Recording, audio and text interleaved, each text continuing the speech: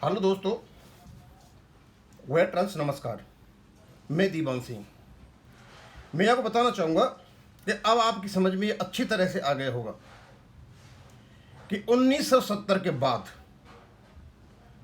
जो nationalise bank हैं, public sector bank हैं, उनमें दो प्रकार के कानून चले हुए हैं। एक तो इंडस्ट्रियल डिस्प्यूट एक्ट 1947 और नेशनलाइजेशन एक्ट 1970, जिसका नाम मैं आपको कई बार बता चुका हूँ। 1947 एक्ट के अनुसार निगोशिएशन होगा, कंसिलिएशन होगा, सेटलमेंट होगा, कलेक्टिव बार्गेनिंग होगी और स्टैट्यूटरी बॉडीज का अप्रूवल होगा। ये प्रोसेस है। और 1970 के एक्ट के अनुसार, जिसमें आईबीए और यूएफबीयू का कोई रोल नहीं है, केवल एडवाइजरी रोल है।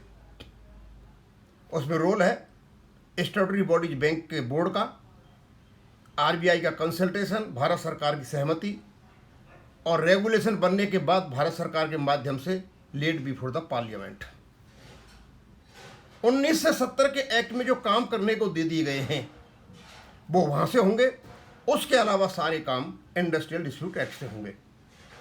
लेकिन इन्होंने बैंकों को तो नेशनलाइज कर दिया, लेकिन आपका वेज रिवीजन, आपकी सर्विस कंडीशंस, आपकी ड्यूटीज, सारी की सारी सर्विंग एम्प्लॉयज की एक्ट 1970 के अंतर्गत होनी थी।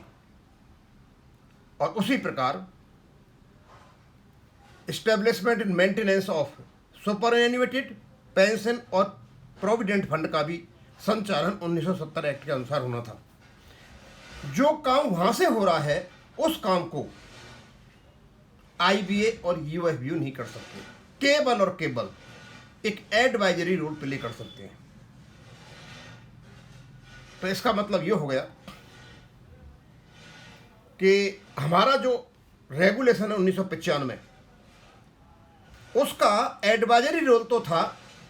सेटलमेंट 1993 में जो हुआ था पेंशन का, आईबीए और यूएफबीयू का बैंकों की सहमति से, लेकिन उसका नोटिफिकेशन हुआ एक्ट 1970 से। जैसे ही एक्ट 1970 में नोटिफिकेशन हो गया तो इसका मतलब ये माना गया ये नया एक्ट, ये रेगुलेशन स्टैट्यूटरी बॉडी ने यानी बैंक ऑफ बोर्ड ने आरबीआई से बात करके भारत सरकार की अनुमति लेके बनाया और भारत सरकार के माध्यम से ये पार्लियामेंट को भेजा गया। वहाँ से लेडी बिफोर द पार्लियामेंट हुआ और वहाँ से स्टैट्यूटरी रेगुलेशन बन गया।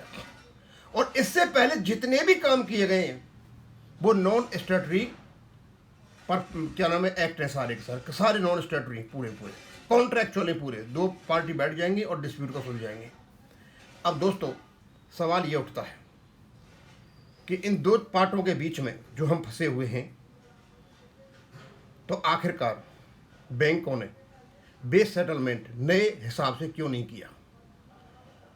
तो पेंशनर्स का भी नहीं था, 1995 में हुआ था, वो ऑटोमेटिक हो गया। और हाँ, यदि ये नए एक्ट के अनुसार करते तो आईबीए यूएफबीयू का रोल खत्म हो जाता, ये संस्थाएं खत्म हो जाती। उनको बचाने के लिए इन्होंने कर्मचारियों को नुकसान पहुंचाया। उससे दो फायदे हुए, एक तो बैंकों का पैसा बच गया और बैंकों को अपना काम नहीं करना पड़ा। आज उसी के संबंध में हम आपसे बात करेंगे। सर पढ़ के बताऊंगा मैं। कहते after the nationalisation of banks under the banking companies acquisition and transfer undertakings act 1970, nationalized bank became statutory bodies governed by not merely by private industrial relations but also by a special parliamentary statute। ये जो आपका private industrial relations है act 1947 और ये special parliamentary statute बन गया इसका, ये आपका एक्ट 1970। यानी 1970 और 1947 दोनों एक्टों के अनुसार ये 1970 के बाद चला रहे हैं, चला नहीं सकते।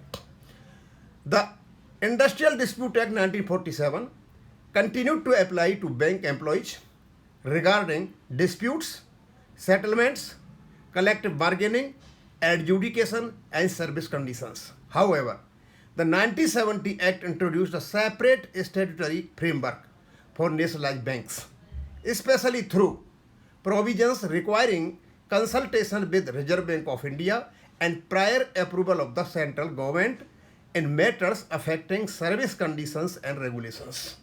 सीधा सीधा है। एम्प्लॉयज की सर्विस कंडीशंस, उनके बेज सेटलमेंट और उनकी पेंशन वगैरह सब 1970 से होनी थी, जो इन्होंने नहीं की। Therefore, after 1970, wage fixation in PSBs could not remain purely a matter of bilateral collective bargaining under the Industrial Dispute Act alone। 1970 के बाद केवल एक कलेक्टिव बार्गेनिंग का मैटर नहीं रह गया। एक्ट 1970 ने इसकी पूरी की पूरी स्थिति बदल दी। The two enactments operate in different legal sphere. दो इनेक्टमेंट हैं, दो एक्ट हैं, कौन कौन से? 1947 और 1970। The industrial dispute act provide the machinery for negotiation, settlement, conciliation and adjudication.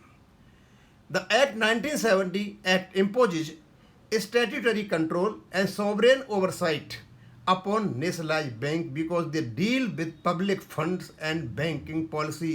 sovereign oversight parliament से आती है, पार्लियामेंट्री कंट्रोल है, ओवरसाइट है इस पर, क्योंकि इसमें पब्लिक का फंड है। 1970 से पहले इसमें पब्लिक फंड नहीं फंसे हुए थे। फिर कहते हैं ये Thus, collective bargaining may continue as an industrial relations mechanism। Industry में संबंध कैसे बनाने हैं, उन डिस्प्यूट को कैसे सुलझाना, वहाँ तो चलेगा, लेकिन इनका जो final enforceability of base settlement PSBs must confirm to the statutory requirement of the. लेकिन बेस सेटलमेंट की जहाँ तक बात है और वो एनफोर्सेबल हो, लीगल हो, तो उसको आपको 1970 एक्ट के अनुसार करना पड़ेगा, जो आज तक ये नहीं कर रहे हैं। In law, a special statute prevails over a general statute to the extent of inconsistency। और लॉ में जो स्पेशल स्टैट्यूट है यानी एक्ट 1970 ज़्यादा महत्वपूर्ण है बजाय 1947 के। और जो चीज़ इनकंसिस्टेंट होंगी इस एक्ट से 1970 के से, वो चीज़ 1970 के अनुसार होगा, 1947 के अनुसार नहीं होंगे। Hence, if the 1970 Act requires consultation with the RBI, prior government approval, those requirements cannot be bypassed merely through a bipartite settlement under the Industrial Dispute Act। Any settlement contrary to the statutory scheme may become vulnerable to judicial review। और यदि ये court के सामने रख दिया जाए तो इनको हर का हो सामना करना पड़ेगा। PSB therefore cannot legally maintain two contradictory wage fixation mechanisms simultaneously, one purely contractual under the Industrial Dispute Act and another statutory under the 1970 Act। The Industrial Dispute Act mechanism survives only subject to the overriding statutory control embedded in the nationalization law। If PSB or the IBA completely sideline the proceeding contemplated under 1970 Act, particularly consultation with the RBI and government approval were mandated, such action may be challenged as ultra virus parent।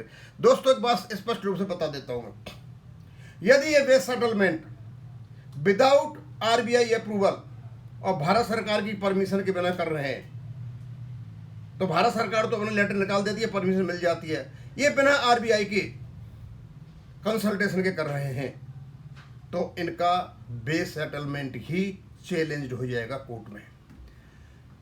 फिर कहते हैं ये the legal argument would be that the statutory power can not be diluted और substituted bye A private collective bargaining arrangements.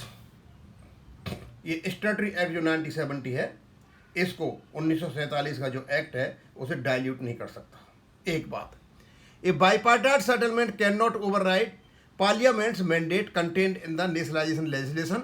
Courts generally hold that subordinate arrangements, settlements, administrative practices inconsistent with the statute are unforeseeable to the extent of inconsistency।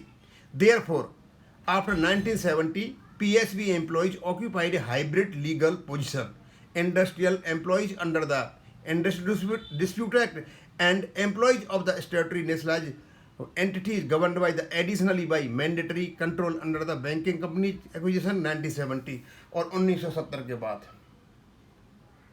जो PSB के जो कर्मचारी हैं वो दो status लिए हुए हैं, एक इंडस्ट्रियल डिस्प्यूट एक्ट 1947 के अंतर्गत और एक 70 के अंतर्गत।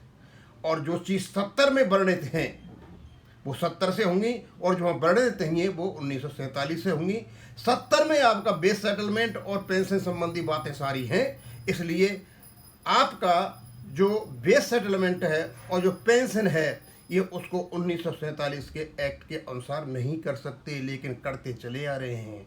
रीजन ये है कि यदि इनको 1970 के एक्ट के अनुसार किया जाता है तो लगभग ये जो कर्मचारी हैं बैंकों के, ये गवर्नमेंट एम्प्लॉयज के नज़दीक पहुंचते हैं। क्या पूरा स्टेटस नहीं मिले, लेकिन सेमी गवर्नमेंट एम्प्लॉय हो सकते हैं।